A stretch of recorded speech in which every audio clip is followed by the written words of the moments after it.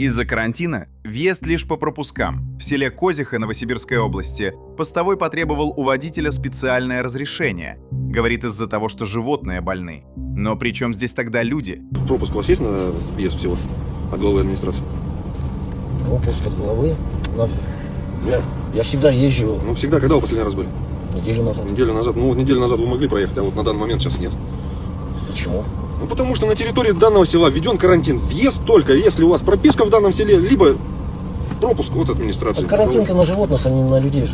Ну, вы понимаете, что вы жителем данного села не являетесь. Являюсь. Молодая женщина, снимать меня не надо на телефон, пожалуйста. Подождите, а почему? Ну, потому что. Ну как потому что? Если вот Я это мужа видео снимаю. где-то в соцсетях высветится, Я мужа снимаю. мужа снимаете? Хорошо. Снимай меня, пожалуйста.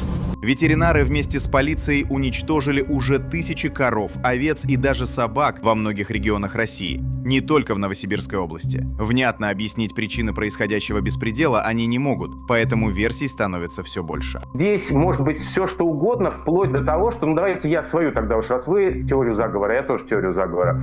В Новосибирске находятся лаборатории, которые работают с биологическим оружием, в том числе и с оружием, которое поражает животных на территории вероятного противника.